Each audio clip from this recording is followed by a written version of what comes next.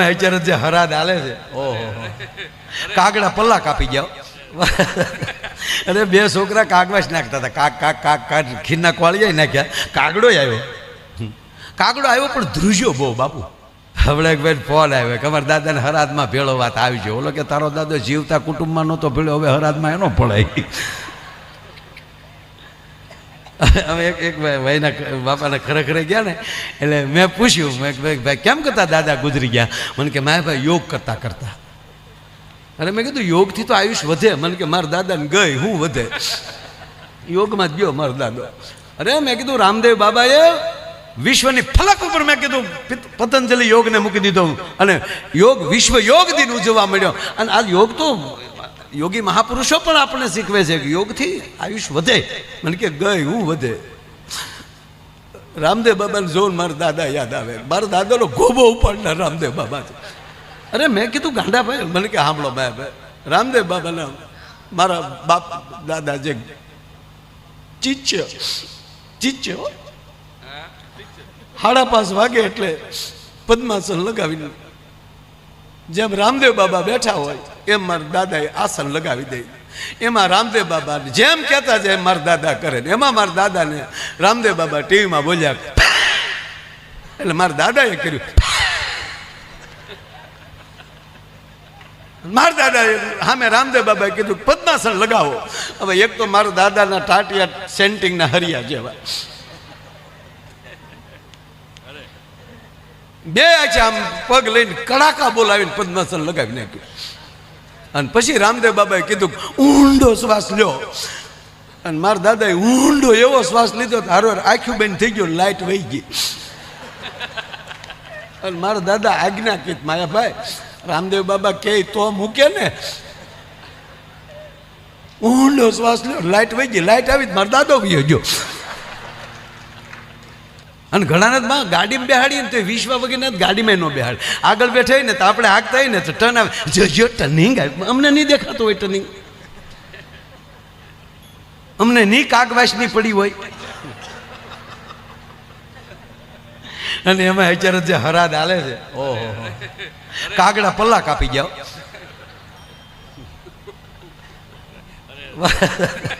અરે બે છોકરા કાગવાસ નાખતા હતા, કાક કાક કાક કાક ખીરના કોળિયા નાખ્યા. કાગડો આવ્યો પણ ધ્રુજ્યો બહુ બાપુ. નળિયા મીડ્યા ખખડવા. એટલે નાના ભાઈ મોટા ભાઈને કીધું ભાઈ હા બાપા ખાહે નહીં. તો ઓલો કહે તો મને ખબર છે બાપા નહીં ખાય. તક કા તને કેમ ખબર? તક બાપાએ પ્રોગ્રામ જ કર્યા. ઘરે ખાધું ઘરનું ભાવતું હોય તો થાય ને, ઘરે ખાય તો મેળ આવે ને. એને કદી ઘરે જ ખાધું જ નથી. તક ભલે બાપા ખાય ને એનો વાંધો નહીં, પણ બાપા એટલા બધા ધ્રુજે કાં? તક બાને ફાળી ગયો ફળિયામાં. હવે કાગડા ચા પછી ફાળી જાય તોય ધણેલાટીઓ છૂટક્યું હોય તો જીવતા કેવા લાડ લડાવ્યા છે કયો. અમુક ગજબ છે.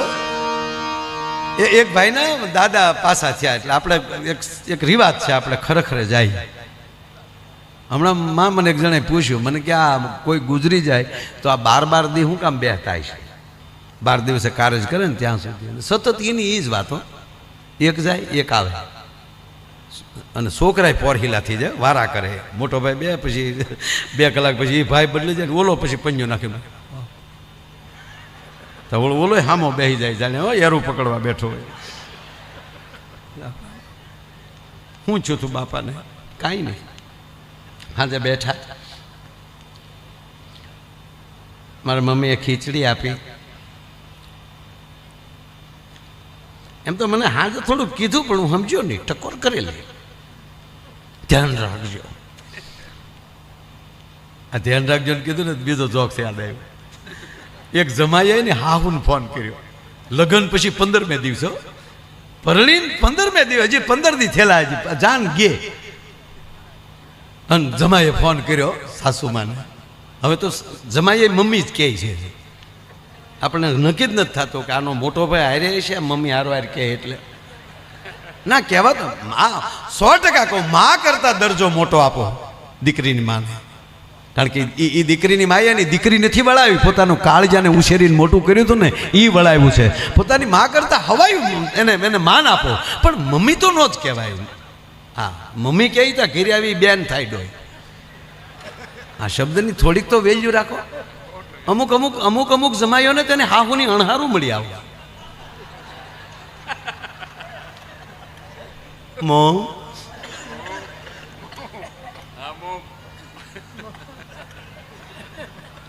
ફોન કર્યો બાપુ, એ અમારી સંસારીઓની વાતો છે બાપા. એને હાહુને ફોન કર્યો, હાલો મોમ, ગુગુ બોલો.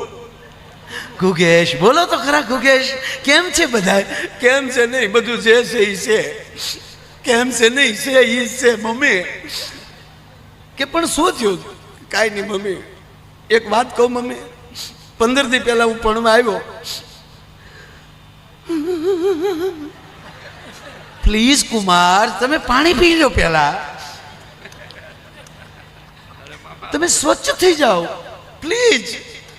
આ મોમ, હું સ્વચ્છ જ છું, પણ મોમ એક વાત કહું, અમારી વિદાય થઈ, હું ગાડીમાં બેસી ગયો, તમારી દીકરીને ગાડીમાં બેસાડી, પછી તમે મારી પાસે આવ્યા, રડતા રડતા કહેતા હતા, કુમાર ધ્યાન રાખજો, કુમાર ધ્યાન રાખજો. ત્યારે મને એમ થતું હતું કે તમારી દીકરીનું ધ્યાન રાખવાની તમે ભલામણ કરો, પણ આ 15 દિવસે મને ખબર પડી તમે મને કહેતા હતા તમારું ધ્યાન રાખજો. આ મને ખબર જ નહોતી, મારી નકુસામાં આંગળી આવી ગઈ. મોમ, આ તમે મોમ હકીકત કહો, આની કરતા તમે મને બોમ્બ દો, પણ મોમ આ નહીં.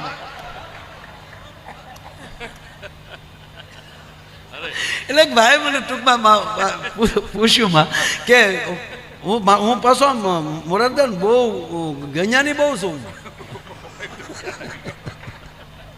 મને હકીકતમાં પૂછ્યું એક ભાઈ, મને કે 12 દી બેસવું શું કામ જો? આપણે પૂછીએ ને ઓલાને ઓલે, પછી એનું 12 દી હાલે.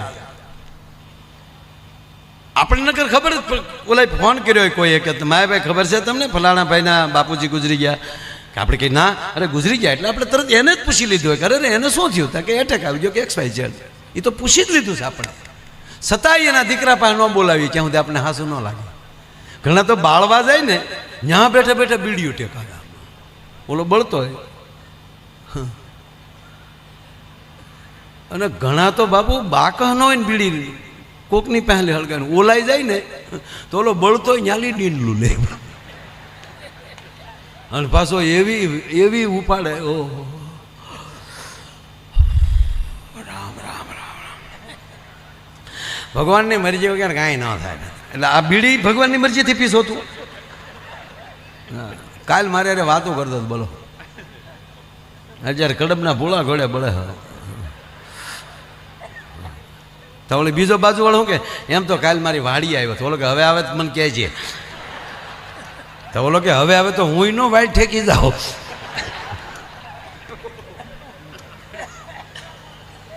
નહીં, હું દાંત જ કઢાવવાનો છું આજ.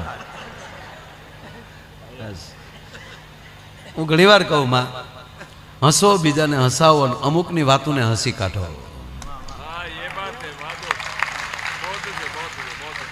એને કાનમાં ન લ્યો.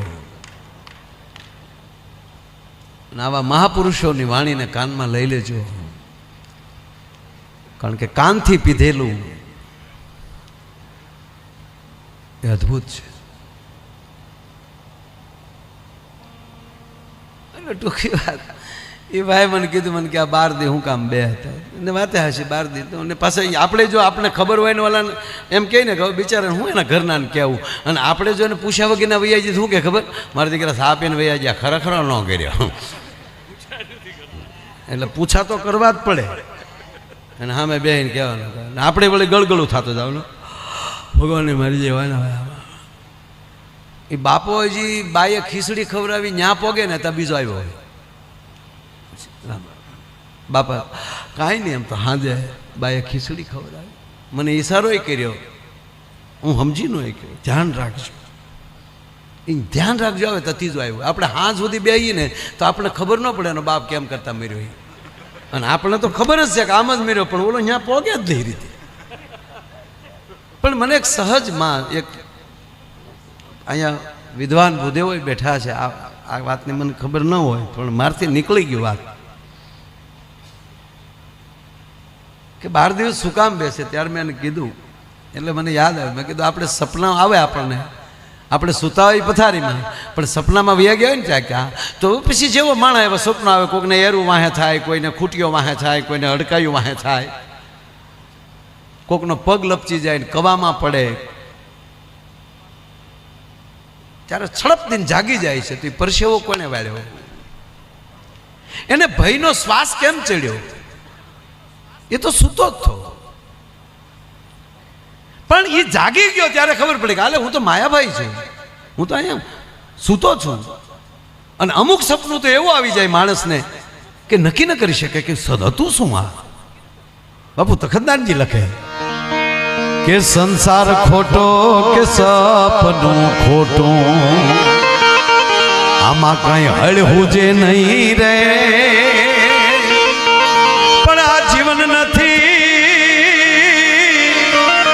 એ જંજાળ જીવન છે, જીવવા જેવું રે વાલીડા મોજ મારે મોજ, આવી મોજ મારે એવું રે. ખબર ન પડે પણ શરીર બરાબર છે, એ જાગી ગયું, મગજ બરાબર છે એટલે યાદ આવી ગયું કે નહીં હું માયાભાઈ છું, મારે કાલે મોરબી પ્રોગ્રામમાં જવાનું,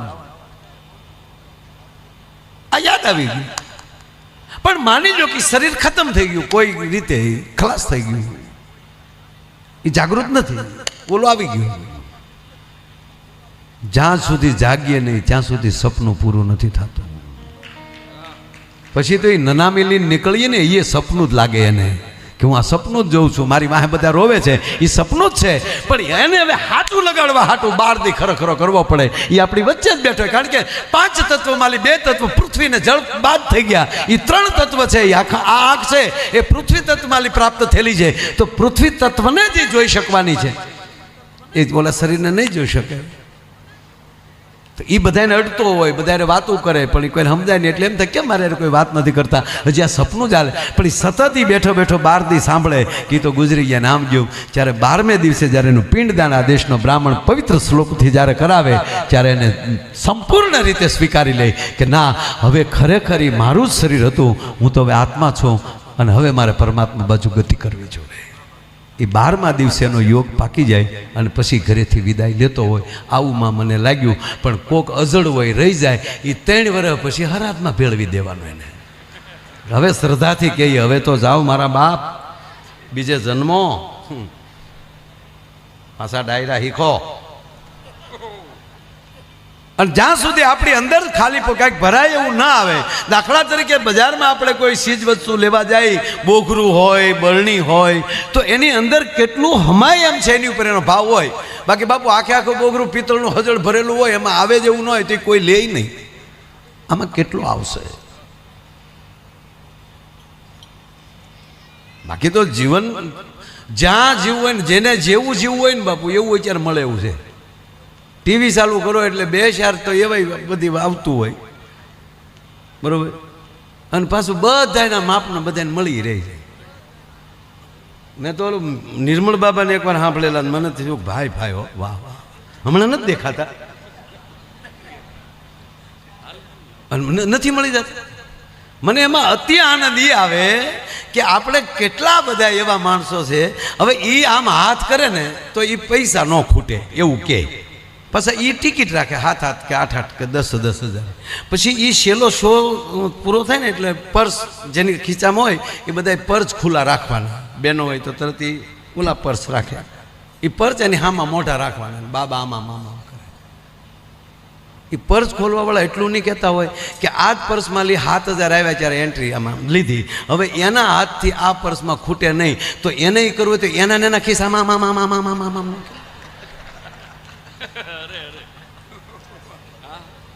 શું ભારત લાગણીમાં છે હાવ મારા બાપુ. જ્યાં સુધી સદગુરુના શબ્દથી ફરજ ન બજાવતા થાવ ત્યાં સુધી આપણું કલ્યાણ ન થાય.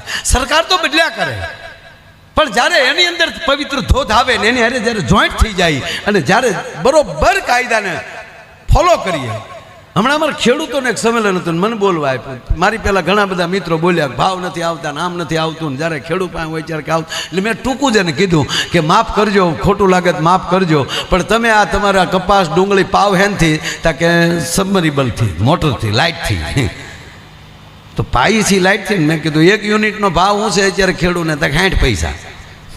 તો આવીને બિલ આવી કેટલું જાય? છતાં જો ડાયરેક્ટ આકડિયા ન નાખતા જ મને કહો, પાણમાં જ ડાયરેક્ટ આકડિયા નાખીને તમારે ભાવ જોવે છે? ના, નિષ્ઠા રાખો, ભરોસો રાખો અને મહેનત. ભગવાન કૃષ્ણ કહે છે અર્જુન નહીં, હે ધનંજય તું કર્મ કર, ફળની આશા ન રાખ. અને વાત જ સાચી છે. તમે આપણે કપાસ વાવી શકીએ પણ કેટલા ઝીંડવા લાવવા એ ખેડૂતની આપણી તાકાત નથી. એ તો અખિલ બ્રહ્માંડનો માલિક દેતો હોય છે. ભલામણ એના ઉપર ભરોસો હોવો જોઈએ. આપણામાં જ ભરોસો ન હોય ને આમાં ભગવાન ઉભા હોય તો મેળ ન આવે. ભરોસો તો આપણે હોવો જોઈએ ને. આપણે કેમ માનીએ છીએ? માં સતી હતા જ, ગુરુ નાથ ભગવાન બે સામે હારવાર હતા. સામે રામ ઊભા છે, અરે શિવ છે. ગુરુ છે પણ ગુરુ વર છે. આવો ગુરુ મળે કોણ? છતાં સતીને વહેમ હતો, એમાં શ્રદ્ધા નહોતી. એટલે પ્રભુ રામમાં રામ ન દેખાણા, શિવમાં શિવ ન દેખાણા. અંદર ભરોસો આપણે